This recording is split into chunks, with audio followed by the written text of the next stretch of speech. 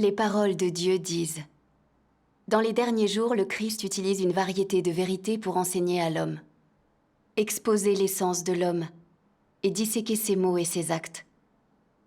Ces paroles comprennent diverses vérités, telles que le devoir de l'homme, comment l'homme doit obéir à Dieu, comment l'homme doit être fidèle à Dieu, comment l'homme doit vivre l'humanité normale, ainsi que la sagesse et le tempérament de Dieu, et ainsi de suite. Ces paroles sont toutes axées sur l'essence de l'homme et son tempérament corrompu.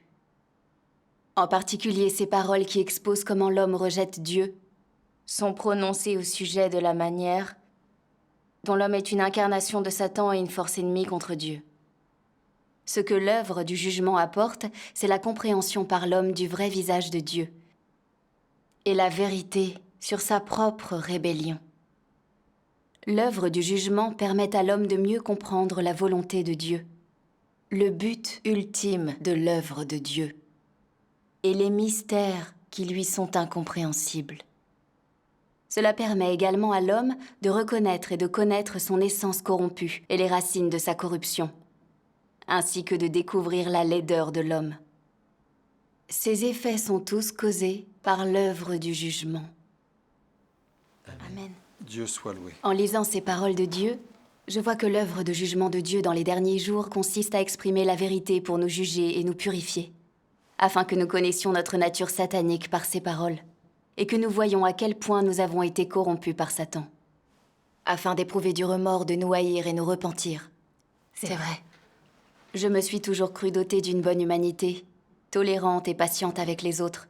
Quand je voyais quelqu'un avoir un problème, je faisais de mon mieux pour l'aider. Je me prenais pour une bonne personne. Mais en acceptant l'œuvre de Dieu dans les derniers jours, en éprouvant le jugement de ses paroles, j'ai vu que, même si je me comportais bien en apparence et ne commettais aucun péché évident, j'avais beaucoup de tempérament satanique. J'étais arrogante, malhonnête, méchante. Je ne pouvais pas m'empêcher de m'opposer à la vérité et à Dieu.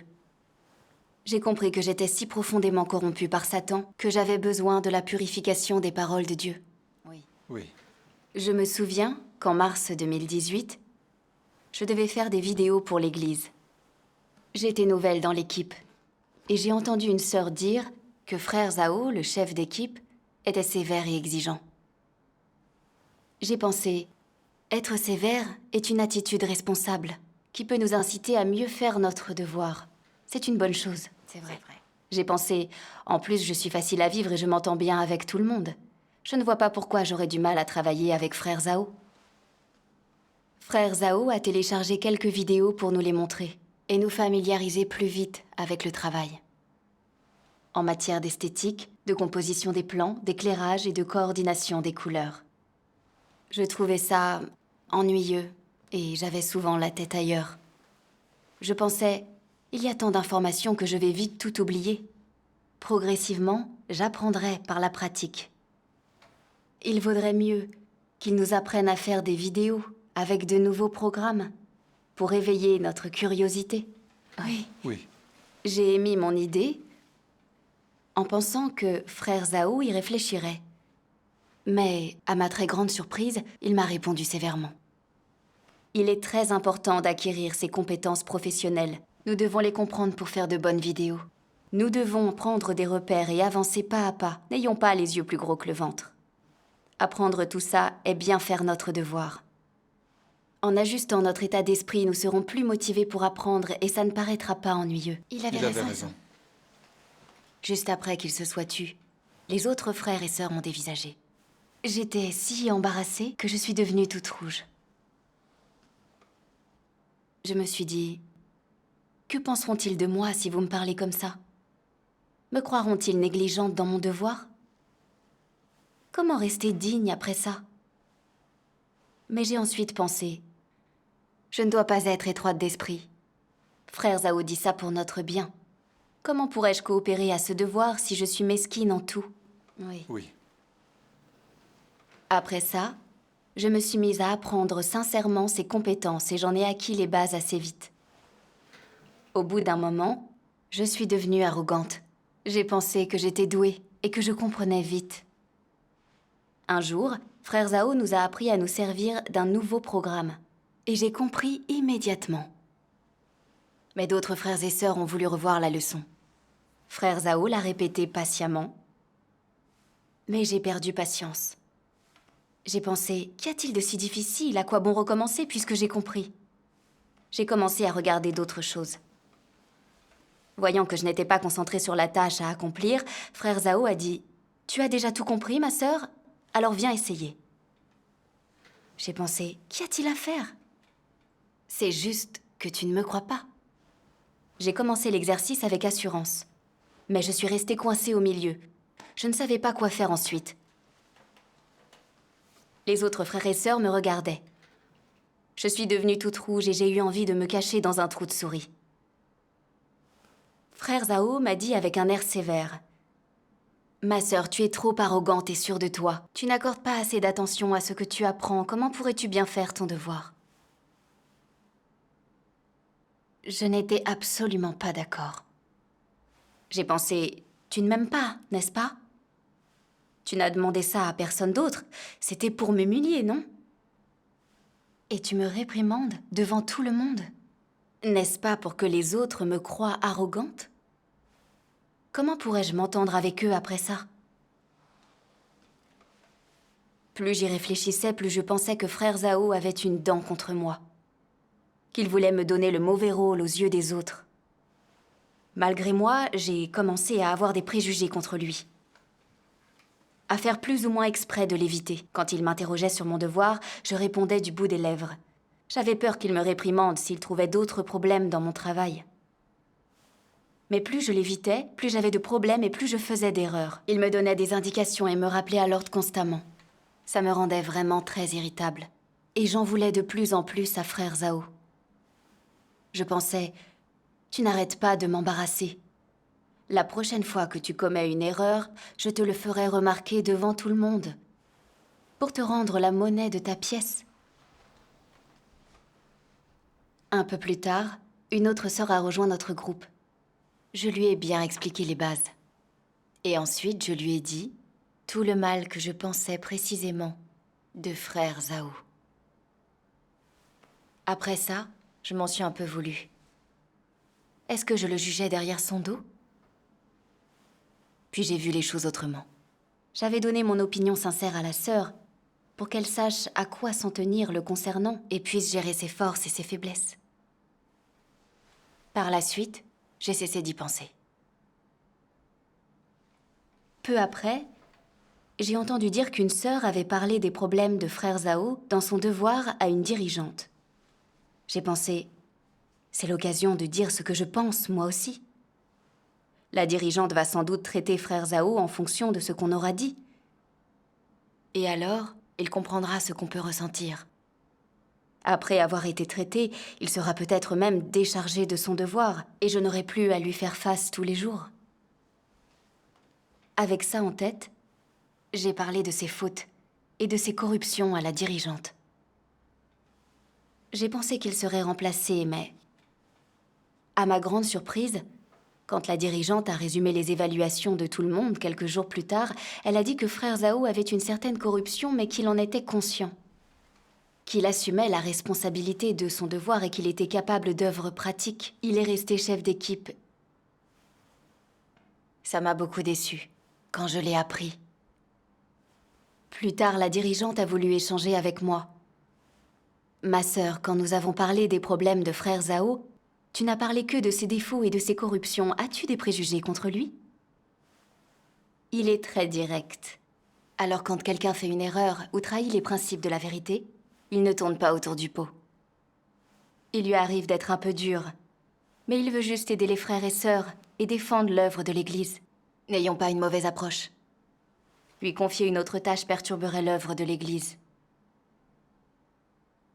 Concernant les problèmes de Frère Zhao, nous devons examiner si ce que nous avons dit et fait était en accord avec la vérité, si nos motifs étaient justes ou si de la corruption s'y mêlait. Oui. Ce rappel de la dirigeante m'a incité à penser que j'avais peut-être un gros problème. J'ai repensé à mon comportement depuis que je faisais mon devoir avec Frère Zhao, et j'ai eu mauvaise conscience. je me suis présentée devant Dieu pour prier. Puis j'ai lu ces paroles de Dieu. Ceux parmi les frères et sœurs qui épangent toujours leur négativité sont les laquais de Satan, et ils dérangent l'Église. Ces gens doivent un jour être expulsés et éliminés. Dans leur croyance en Dieu, si les gens ne conservent pas en eux un cœur qui révère Dieu, s'ils n'ont pas un cœur obéissant à Dieu, alors non seulement ne pourront-ils pas faire de travail pour Dieu, mais au contraire, ils deviendront des gens qui dérangent l'œuvre de Dieu et qui défient Dieu. Croire en Dieu, mais ne pas lui obéir ou le révérer, mais le défier plutôt, est la plus grande disgrâce pour un croyant.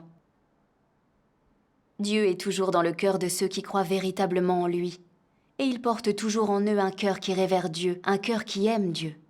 Ceux qui croient en Dieu devraient faire les choses avec un cœur attentif et prudent. Et tout ce qu'ils font devrait être conforme aux exigences de Dieu et pouvoir satisfaire son cœur. Ils ne devraient pas être obstinés, faisant tout ce qu'ils veulent. Cela ne convient pas à un saint. Les gens ne peuvent pas exhiber la bannière de Dieu et tout dévaster avec elle, se pavanant et dérobant partout. Faire cela est la conduite la plus rebelle. Les familles ont des règles et les nations ont des lois. N'en est-il pas d'autant plus ainsi dans la maison de Dieu? La maison de Dieu n'a-t-elle pas des normes plus strictes encore? N'a-t-elle pas d'autant plus de décrets administratifs? Les gens sont libres de faire ce qu'ils veulent, mais les décrets administratifs de Dieu ne peuvent être modifiés à volonté. Dieu est un Dieu qui ne permet pas aux gens de l'offenser. Amen. Amen. Amen. Vous savez, les paroles de Dieu m'ont piqué au vif. Je voyais que le tempérament de Dieu ne souffrait aucune offense, qu'il y a des décrets dans la maison de Dieu et qu'il a des exigences. Si quelqu'un parle et agit sans respect pour Dieu, en faisant fi des règles comme un mécréant, jugeant les autres, semant la discorde, formant des cliques et perturbant le travail de l'Église, alors c'est un suppôt de Satan. Dieu ne permettra pas à une telle personne de rester dans l'Église. J'ai songé à mon comportement dans mon travail avec frère Zhao. J'ai développé des préjugés contre lui parce qu'il avait mis en lumière l'un de mes défauts devant les autres et blessé ma fierté. J'ai aussi fait part de mes préjugés à une autre sœur et je l'ai jugée derrière son dos.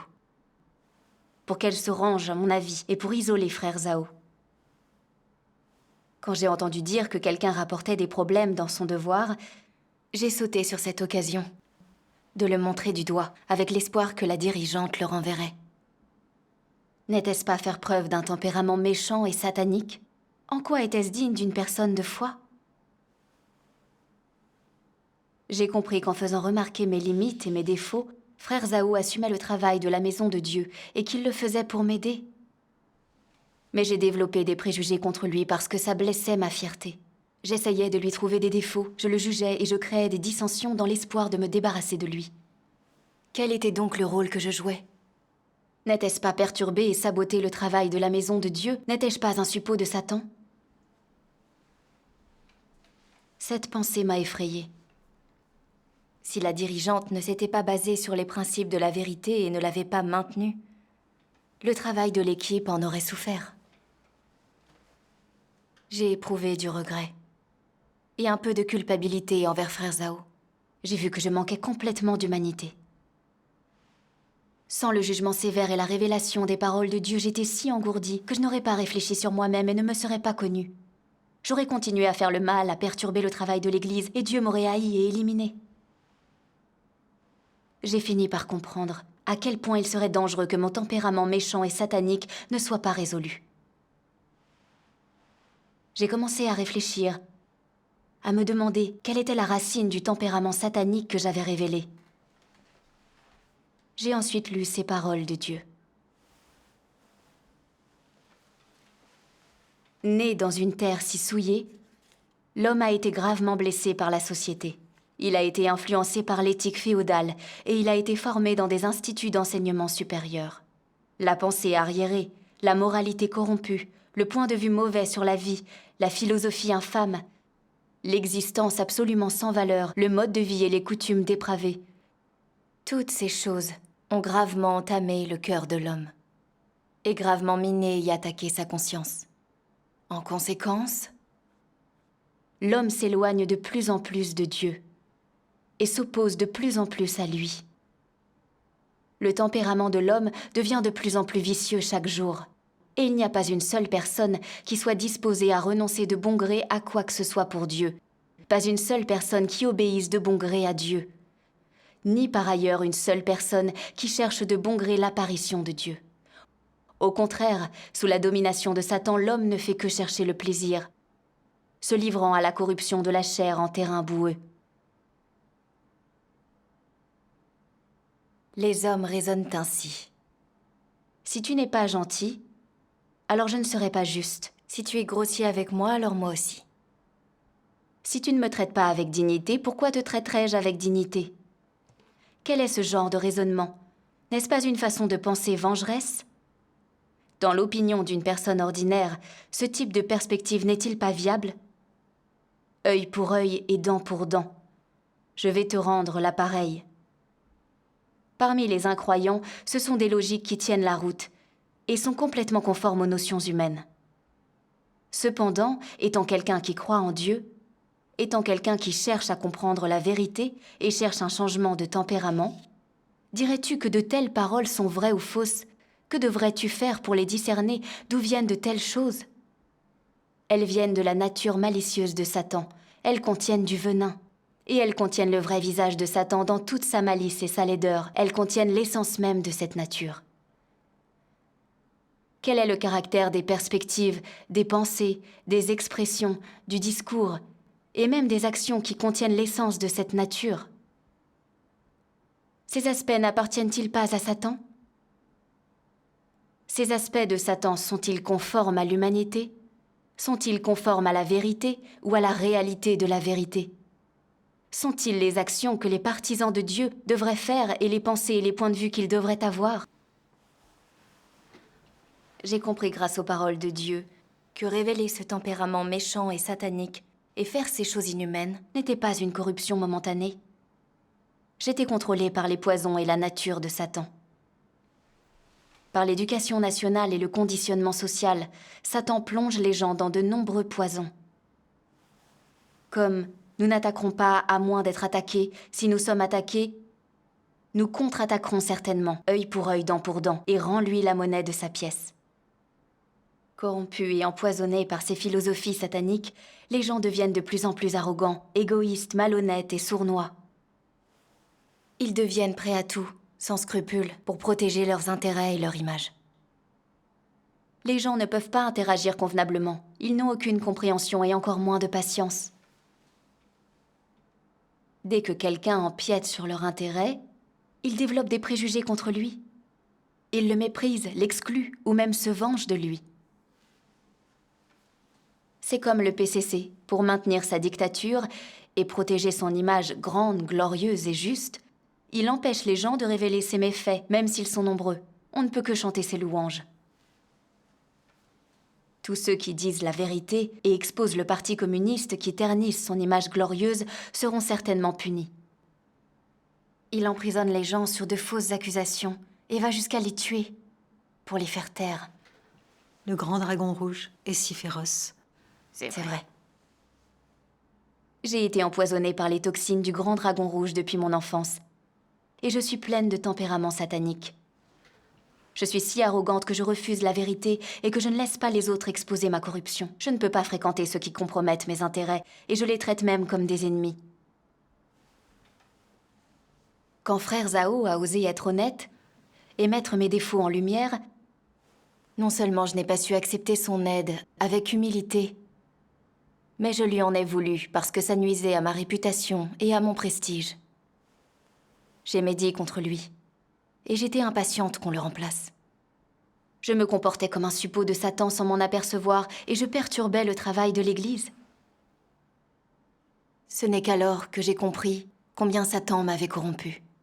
J'étais arrogante, malhonnête, égoïste et méchante par nature. J'ai révélé mon tempérament satanique, sans aucune ressemblance humaine. J'ai compris que j'étais destinée à être détruite par Dieu si je ne résolvais pas mon tempérament satanique. C'est vrai. C'est vrai. C'est vrai. Je sais maintenant que si je me croyais tolérante, patiente et humaine, c'était parce que personne n'avait empiété sur mes intérêts personnels. Ma nature, satanique, s'est révélée dès que quelqu'un l'a fait. J'ai commencé à me haïr de plus en plus. Je ne voulais plus vivre avec mon tempérament satanique et m'opposer à Dieu. J'ai alors fait une prière de repentir à Dieu, disposée à chercher la vérité, à accepter le jugement et la purification des paroles de Dieu, et à rejeter mon tempérament satanique le plus vite possible. Un peu plus tard, j'ai lu ceci dans les paroles de Dieu. Dans leur croyance en Dieu, si les hommes ne vivent pas fréquemment devant lui, alors ils ne seront capables d'aucune vénération pour lui et seront donc incapables de fuir le mal. Ces choses sont liées. Si ton cœur est souvent en présence de Dieu, tu te contiendras et craindras Dieu dans bon nombre de choses. Tu n'iras pas trop loin et ne feras quoi que ce soit de dissolu. Tu ne feras rien qui répugne Dieu et ne diras rien qui soit dénué de sens. Si tu acceptes l'observation de Dieu et acceptes la discipline de Dieu, cela t'évitera de faire beaucoup de choses mauvaises. De ce fait, n'auras-tu pas fui le mal ? Amen. J'ai compris, grâce aux paroles de Dieu, qu'il est indispensable de respecter Dieu dans sa foi. Nous devons toujours vivre devant Dieu et accepter qu'il observe nos paroles et nos actes. Même si c'est dur à accepter, ou si on éprouve de la résistance quand quelque chose nuit à nos intérêts. À travers la prière, en respectant Dieu, nous pouvons chercher la vérité, nous concentrer sur le travail de la maison de Dieu et ne pas nous rebeller contre Dieu. Dieu soit loué. En pratiquant en accord avec les paroles de Dieu, j'ai perdu mes préjugés contre Frère Zhao. J'ai compris qu'il pouvait m'aider à progresser en me montrant mes problèmes et qu'il le faisait pour obtenir de meilleurs résultats dans notre devoir. C'est vrai. C'est vrai. Maintenant, quand j'ai un problème, je suis capable de le consulter avec le bon état d'esprit. Et j'ai progressé grâce à son aide et à toutes ses suggestions. J'ai alors commencé à mieux faire mon devoir. Et je me sens totalement apaisée. Amen. Dieu soit loué. C'est grâce au jugement et au châtiment des paroles de Dieu que j'ai pu effectuer ce changement. J'ai compris à quel point l'œuvre de Dieu pour sauver l'humanité était pratique. Amen. Amen. Dieu emploie ses paroles pour nous juger, châtier, mettre à l'épreuve, épurer, parfaire et purifier. C'est son amour et son salut. Amen. C'est vrai. Comme il le dit dans les paroles de Dieu, Dieu utilise son jugement pour perfectionner l'homme. Il a aimé l'homme et sauvé l'homme. Mais que contient son amour? Il y a le jugement, la majesté, la colère et la malédiction. Il te maudit pour que tu puisses l'aimer et afin que tu connaisses l'essence de la chair. Il te châtie pour que tu sois éveillé, pour te permettre de connaître tes faiblesses et de connaître l'indignité totale de l'homme. Ainsi, les malédictions de Dieu, son jugement, sa majesté et sa colère, tout cela contribue à perfectionner l'homme. Tout ce que Dieu fait aujourd'hui et le tempérament juste qu'il rend clair en vous, tout cela contribue à perfectionner l'homme. Et tel est l'amour de Dieu. Amen. Grâce à Dieu Tout-Puissant.